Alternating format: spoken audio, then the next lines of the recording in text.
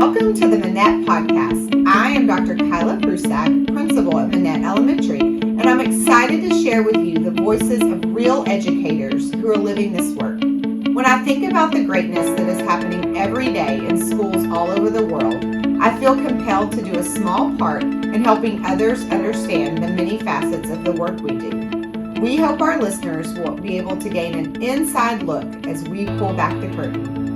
Hello and welcome to another episode of the Minett podcast. I'm your host, Dr. Kyla Prusak, and today we have the pleasure of delving into the world of elementary education with three exceptional guests, Aurora de Santiago, Jennifer Trickett, and Aaron Turner, who all serve as coordinators for our Frisco ISD Elementary Science and Social Studies curriculum team. So welcome, ladies. Thank you. Thanks for having us. It's so great to have you guys. But before we really dive in, provide our listeners with a bit of background on your journey into education and how you came to your current role.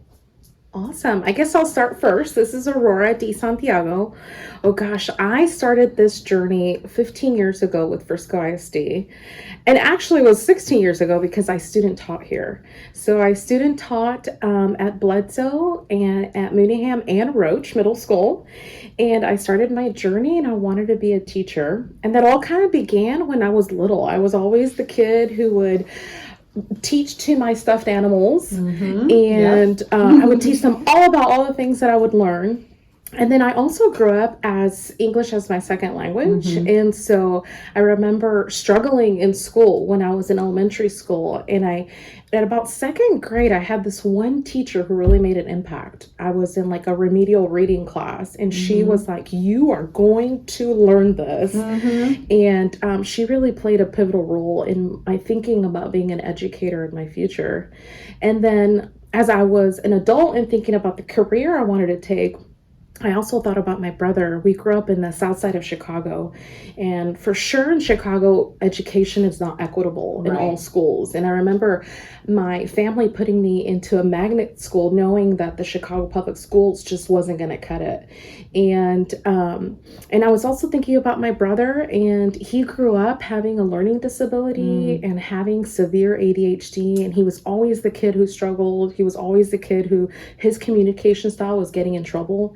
And unfortunately for him, he didn't have really an advocate. And he grew up into, having difficulties in his adult life. And so it really made me think like, I really want to be an educator to make an impact and make sure that those kids who were like my brother or like me have an advocate, and just all kids, So that's kind of my journey that brought me here. Awesome. I remember young little Aurora, little rookie teacher at Bledsoe, but you always stood out. You definitely are a natural. So, okay, we'll turn it over to you. Okay, this is Jennifer, and my journey kind of parallels Aurora's a little bit. I grew up in Chicago, Illinois, and also loved to play school, had the stuffed animals and all of that, and would make the pretend time tests, and then majored in, obviously, education at Illinois State University and did my student teaching up there, and then taught up there for 15 years before my husband and I decided to relocate down to Frisco. We had kind of looked at different areas of the country that had great school systems, and Frisco ranked one of the best in the country. And so we moved here with our kiddos who were second and fifth grade at the time, so they also took the journey through Frisco. In fact, they had Dr. Prusak. Well, my son had Dr. Prusak his fifth grade year at Robertson. But I predominantly taught third grade in Chicago, in Central Illinois, and then here in Frisco at Shawnee Trail. And also taught fifth grade over there. And then after 4 years in Frisco, decided to pursue instructional coaching. So I was an instructional coach over at Mooneyham and absolutely loved that role because I've always loved curriculum and instruction. I got my master's in administration, but I did both of my internships under curriculum people. So that was just where my passion is. And then this year, my first year as elementary social studies coordinator. So I am up in the curriculum department and loving it. So that's awesome. me. Okay, well, I'm Erin, and my path to education was similar to theirs in that I did grow up playing school with my friends, and my mom was a teacher as well. She came into education kind of late. after my brother and I were old enough. But I initially did not think I wanted to be a teacher, even though I enjoyed playing school and I had some big ideas and was fascinated with space and wanted to be an astronaut. And really looked up to Sally Ride, and I thought, okay, if I could be like her, and I just thought, okay, I'm going to be an astronaut. And so I go off to college, went to A&M, and thinking, okay, let's do this. And about 2 years into some courses and some classes, realized like maybe this path is not meant for me. And so I had to kind of do some soul searching at school and figure out what I want to do. And education kind of kept calling and kept coming back. And so went into the education program, graduated, moved back home, got a job teaching in Plano. So I taught third grade in Plano for about 12 years. And while I was teaching, third graders decided I had a passion for helping my fellow team members and fellow staff members and teachers on our campus, and loved working with them in kind of that professional development kind of way. And so I continued on my teaching journey, moved to Frisco. And this is my 10th year in Frisco. So I taught fourth grade at HOSP for a couple of years and learned about the instructional coaching role and realized, hey, this is, I think, what I've always really wanted to do. Jumped into that role, did that for about 7 years. And then last summer, when a curriculum coordinator position came open and it was in science. Our little I jumped on the opportunity because I realized, like, not only is this, a dream I think I've had for a long time, and it just kind of, came to light, and then it's in a subject area that I'm really passionate about. So 22 years into education later, here I am. Okay, I have to go off script a little bit. Okay. I can't not bring up what's about to happen. Do y'all have any insider information about the eclipse? Oh my gosh. That you're willing to share with our listeners? We are so excited. I just keep telling people, I'm like, our curriculum team is planning so much, but that's all I really know. And we're just trusting you guys. Well, a fun thing is all of our campuses will be receiving viewers so that every student and staff member can participate. So exciting. Should they choose to. Yes. So that's kind of neat, but kind of stands us apart from others around. And both elementary and secondary, we're working on some lessons for teachers to really dive into learning about a solar eclipse, specifically a total solar eclipse, where we're experiencing darkness for a little bit. And I think kids are going to really enjoy it. Teachers will enjoy it. And it's going to be a very fun event. Very once in a exciting. lifetime event. Yes, for sure. And I also have, I think about when you talk about us all playing school. I remember what I loved about playing school is I would like pretend grade, and like do the stamp and like put the 100 and circle it like my teachers. Little do you know that like that's probably going to be one of the tasks of being a teacher that like you loathe. Hauling all the papers home and sitting on your couch. And it's not even the grading that gets me, it's then the next step, like putting it into the system or the grade book. It's like I love like going through and like seeing the kids work, but then it's like if I could just hand these off to like a secretary that could like help input them into the computer, that would be awesome. So it's just always funny that's what I thought was a teacher was, and it's like that's the part that we don't really enjoy. So true. Awesome. Yes, and just like you, Erin, I tried to fight it. I was pre-law. I was going to be an attorney and get to argue for a living, and then I went to Austin College and I took my first couple of classes, political science, and I was like, and then I took an education classes like, oh, this will be easy. Like this is an easy A. And then I remember calling my mom and I was like, okay, you win. Everyone wins. I'll accept that I'm meant to do this work. I can't deny it any longer. So, okay. Well, Let's talk about your roles as coordinators. So some people, it looks so different in different districts. And so some people may think, okay, obviously you have a passion for science or social studies, but talk to us about the responsibilities, the goals, the focus of your work as coordinators in Frisco. Well, we definitely have multiple roles, but one of them is to make sure that we enhance our district-wide curriculum with science and social studies. We really know that, we have been on a great path in Frisco ISD, really being innovative and really thinking about future-ready learning. And we're year after year just thinking, how can we better support teachers and students as they work on inquiry-based learning in order to really enhance and deepen learning. And so that is one of the roles that we do, is we kind of lead that cause, and we work alongside other teachers in the district to enhance our curriculum, especially over the summer. Yes. That's always a big thing. What changes and enhancements can we make to continue to make progress for deep learning?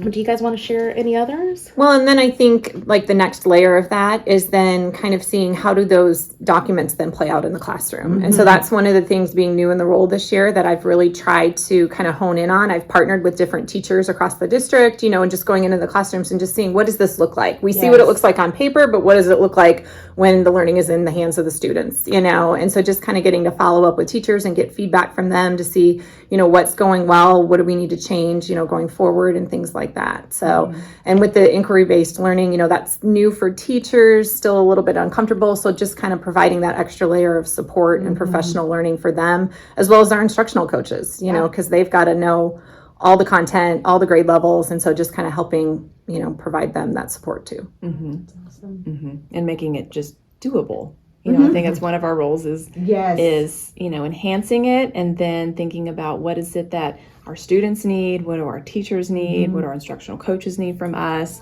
and then how can we take those things that we're creating and developing for them and then make them as doable as possible so that it's exciting for teachers to implement, it's exciting for kids to experience, because we want them, to be able to take what's given and do it as easily as possible. Yes. And we're in an exciting time with science too, with our curriculum adoption underway. And so that's one of the things that we're thinking about, is just how can we make this easy for teachers, but yet really doable and fun for students to get excited about science. And speaking of new curriculum, you're planning professional development for the whole district. So Yes. you guys just planned that session that we did in February, and it was awesome. I love that you're modeling that from all the way from our instructional coaches. And I spent the afternoon before prep with my IC. She had all this fun stuff out on the table, and I was like, what is this? And she's like, it's our investigation and our inquiry tomorrow. And I was like, well, let's, we were in there sorting Skittles and oil and water and birdseed and all the things. So that's another huge role. Definitely so. And not just for campuses, but we often will do professional learning for teachers and after school collaboratives. We try to design learning based on our goals and kind of enhancements that are happening within our curriculum. On a monthly basis, we do professional learning for coaches. We try to do some professional learning around the coaching program and how to continue to enhance the coaching skills, but also how to enhance their content knowledge as well. And then, of course, we also meet with administrators and coaches. We often do that like quarterly, just so that we can be partners with them as we continue to collaborate with campuses and their student needs and their goals. So Awesome. and there's so many facets, we also we try to keep up with trends to see what's happening. Do your own research Yes. and be lead learners, and Absolutely. So that we can kind of stay up to date, what's happening, what's coming, especially with the change in technology and AI tools and how that plays a role into the ever changing of what a classroom might look like in the future. And really, ultimately, we try to just monitor our effectiveness in our program to see, like, is it working? What needs to change based on like campus feedback, and just continue to make strides forward. Awesome. Okay, so I have to ask, so y'all have brought up like hands-on, you've brought up inquiry, you've brought up like going and watching lessons and doing learning walks, you've brought up technology. what stands out to each of you of like a learning experience that you've seen this year, or a program you've seen, or a something that you've seen out in the district that just really excites you, that you just came back to admin on fire? Okay, I can tell you are ready to I jump can, at it. yes. So one of the things that we tried out this year is with our kinder through second grade is we did an integrated block for science and social studies. And so what that looks like is sometimes they will exclusively be focusing on science learning. Sometimes it'll be exclusively social studies. But then 2 times throughout the year, they're doing an integrated unit where we've merged the standards. And so what that looks like is they'll have like an essential question that then they'll be investigating and, you know, gathering all of that information that they're investigating, and then deciding on how they want to synthesize that and then share it. And so I had the opportunity to see what that looks like in a kinder classroom. Just give me the chills. You know, Okay, and tell so us more. yeah, Tell these us all the little details. 5-year-olds were, you know, researching about different jobs, and then Okay. they had to decide which job was most important. And it wasn't the teacher, you know, having the whole class decide. They could each decide, you know, individually, and they had, you know, a bank of resource materials that they could, you know, listen to the books on Epic or watch a video or something and gather information. And they created like a little mind map for each of the jobs. And then they got to decide which one they thought was most important. And then at the end, after they synthesized on their mind maps, they had a little debate with their classmates over why their job was more important than the others. So instead of, here's a list of jobs, let's study the, you know, what these people do, it was all put in the hands of the students, and they got to kind of decide their pathway for the learning. And they were 5. So it was so neat to see. Well, and like, that's future ready. I mean, we all kind of talked about our experiences in college, right? Where you, for the first time, you really get to like decide what courses you're going to take and what you're going to study. And I think we all would agree that when you're in the courses that you're passionate about, you're more engaged, your grades are better, you really are like in it. And like, that's allowing 5-year-olds. I mean, think about when we are learners and we go to a training and somebody were to say like, you get to pick the path for the next hour of your learning.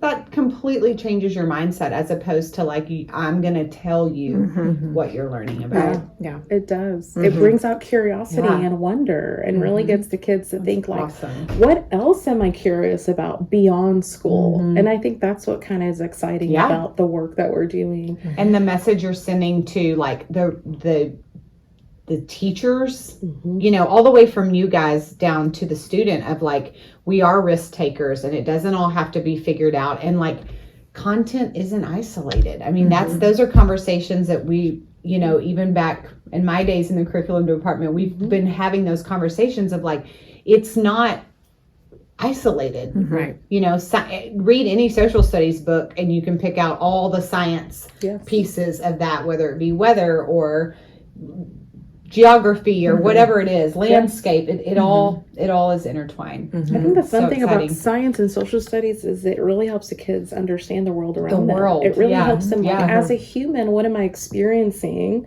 And it really helps them understand like culture and history and just like the overall world, and just making sense of what they're learning about beyond the classroom. Love it. Yeah.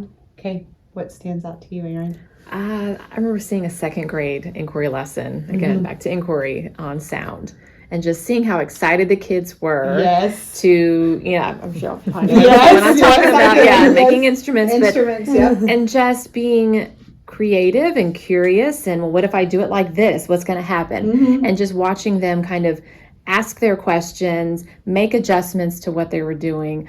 Ooh, like let's try it like this. And then it was just kind of watching them kind of go back and forth, and just they were excited and they were in charge and they were learning because they could see that they were putting into practice what they were learning, and then being able to ask questions, stay curious, and work on their inquiry project. And it was just a lot of fun. We did a little parade, the sound music parade or the instrument parade. And again, it's such a great strategy because like you can do a parade on anything, and you literally just takes an email to the staff of like, hey, everybody go stand outside and cheer at 8:05. You know, but you call it a parade and the kids are super excited. But I I remember like watching these kids walk by and like I wanted to know more. Mm-hmm. Like there were some instruments that were so intricate and like so cool, and the kids were so proud. Mm-hmm. You know, and like you could tell like if they worked with a partner, they both like had to make sure their hands were touching it as they were walking. It was awesome. So kudos to you guys for like making those experiences happen for kids. You know what the Awesome. neat thing when we were going on those walks is teachers felt so proud Oh, about themselves yes. because it's like Mhm. teachers work so hard in what they do Mhm, every day, mhm. and when they see their kids winning and just like a light bulb and connections happening, teachers also get so excited. Mhm. And it looks messy in the beginning, and at first Yeah. it feels really uncomfortable to give the students control over their questions as they're investigating them, Mhm. but it's so rewarding at the end to see Mhm. look at the product that came out and the Mhm. learning that came out of that Yeah. end result. And it's neat to also see teachers just Mhm. proud of themselves too. Well, Yeah. and like, especially, I mean, we've been doing this for years with science and, you know, just the hands-on. And I know as a teacher, like it can feel like, oh, I've got to get the materials and I've got to prep the materials. But like, just think about, you're just like opening up an entire new avenue of learning style for kids, because there are plenty of budding scientists and engineers and inventors out there and astronauts and all the things out there that may not ever be the kid that can read aloud beautifully with no Yeah. mistakes, or that can do the fastest multiplication facts, or whatever it may be, but that kid is going to be your future engineer or your future scientist. And like making it a priority that those experiences are just as rich and as impactful as, you know, our content of reading and writing, you know, and math. Yeah. Okay, real quick, we're talking about all this stuff. It's so exciting. What advice, because a lot of our listeners are parents and parents of elementary age kids. So what types of things can parents be doing at home to support their kids in being these more well-rounded thinkers of our communities and the world around them, and those pieces that you talked about that really do hit on the science and social studies standards?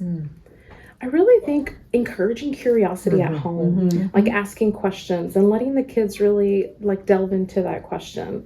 And that question might be something that they're going to research, maybe at home, maybe some books that they have, or at the public library, or maybe they want to go to the museum to research that. And really thinking those avenues, like what are some things that can help build that curiosity, whether it's letting them explore that question in whatever which way fashion that is at home, because that really will translate to the work that we're doing in schools, is really being like wondering and being curious. And that starts first with noticing and letting them really ask deep, rich questions.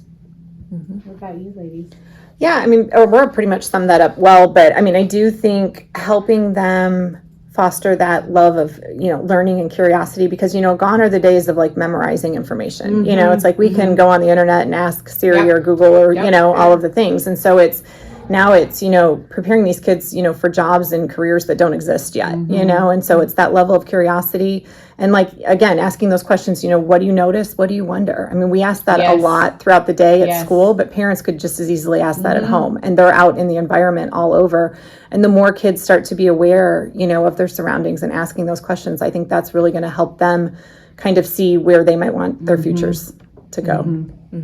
I think providing a rich variety of experiences too, that foster the curiosity, but that just get kids out and involved in things, like get them outside, get them curious in nature. You know, it doesn't take far to, you know, go to a park and just let them look and explore and ask questions and just see what's in the world around them, and encouraging that, and not thinking that, you know, it always has to be one right way, one right answer, or there's always a right and wrong, because, you know, kids are naturally curious. But if we start to funnel them into like there's only one right answer, and yes, no, you're right, or yes, you're wrong, you know, whatever it is, then that tends to want to like crush the curiosity. We don't want to crush that. Yes, there are things in life that hold to be true, and there are certain facts about things, but from a kid's standpoint, if we can provide them with just experiences and get them involved in things, you know, have them join you in the kitchen for cooking. I mean, that's science right there. And there's just so much that kids can be involved in, and just fostering a natural sense of curiosity, and then providing just a rich variety of experiences for them, I think Yeah. is the best way to keep them excited about learning, excited about science and social studies and just their community. So I think that's one of the biggest things we can do. I love that y'all brought that up of just like that life isn't about a right answer. Like learning isn't about getting the right answer, right? And I mean, I also, as a parent, yes, like there's a lot of things y'all are talking about that make a mess. That you probably don't really want to do after you've worked all day or you've been, you know, with the toddler or the baby all day at home. But, you know, those are the moments, those are the things that our kids will remember. We all have memories with parents or grandparents, and, you know, it is hard, but it's a good reminder, you know, let them make the slime. When your 9-year-old asks if you think that a Jolly Rancher could be melted and remolded into a sucker, you start unwrapping the Jolly Ranchers and melting them in the microwave, and they can. They can be remolded. Sounds like you have experience. Yes. And there are a couple of, if there's plastic wrapper left in the Jolly Rancher, throw that one away. Let's not eat that one. So yes, we're all trying our best as parents out there, and those are great reminders. Okay, but as much curiosity and all that comes into play, there is a time and place for right or wrong answer. And now we've come to that time, ladies. And you may not know, well, if you've listened to the podcast, you know we end with a surprise game each time. Okay. We Yes. love it. Yes, and there is a right and wrong answer. Okay. Lots of pressure because today we are playing Science and Society Trivia Challenge. Ooh. Here we go. Okay, so you Exciting. get to, we also believe in collaboration around here. Okay. So We can you ask can, friends. friend. you can, Phone a yes, this can be a collaborative effort. Okay, you're going to feel really bad. Little Miss astronaut, future astronaut No, over I there should've never looking said at it. you. Okay, what planet is known as the red planet? Oh, Aaron. That's Mars. Yes. Okay, what do plants need to make their own food? 3 things. Light, Sunlight. sunlight, water, and Carbon dioxide. There you go. Okay, this is an easy That's one. specific. What force pulls objects towards the center of the earth? Oh, good old gravity. Gravity. Okay, who was the first president of the United States? That's easy. Ooh, social studies. You Yes. threw that in. George Washington. Washington. The only one not to live in the White House. Oh, okay. Well, Does that bonus count? point. Extra. Bonus point. Check plus. Love What it. part of the plant conducts photosynthesis? The leaves. Oh, gee. Yes, Aaron is our star scientist. Which continent is the largest by land area? That would be. Ooh. Is it Asia? I think it's Asia. I agree. It is. Concur. It is Asia. Concur. What natural resource is used to make electricity in hydroelectric power plants? Is that wind? Water. Or water? Water. Water. Oh, hydro. Hydro. Yep, water. Oh, okay, context clue. See, reading. yes. Reading is science. Hydro. Water. Oh, this is good. What is a community? It's a group of people who live together and can have similar or different beliefs. Yes, and it says they live under the same laws. Yeah. Mm-hmm. Yeah. That's a good Love little it. touch. Good little touch. Okay, I think you guys would pass. Okay, I do have to ask before we go. Have you guys ever watched on Jeopardy where it's the equator question, and so they'll give you a country and you have to say whether it's above the equator, on the equator, or below the equator? It's fascinating how many you get wrong because like you start thinking and you're like, well, I mean, yeah, It's like to visualize. and they'll say things like Peru, and you're like, Peru, I know. is it? And you're like, yeah. So if you ever catch Jeopardy, that one's a fun one. Make sure you watch it if that's ever part of it. So thank you, ladies, so much. I know you have a million things going on, as you shared. So we want to just thank you for joining us and shedding light on the essential role of coordinators for elementary science and social studies. And thank you for all the work that you do for our teachers and our students. Thank you for Thanks having for me. having Thank you so us. much for having us. If you are hearing this message, you've listened to the entire episode, and for that, we want to thank you from the bottom of our hearts. We hope enjoyed this new episode, and if you did, please leave us a like on YouTube and be sure to hit subscribe. Don't forget to follow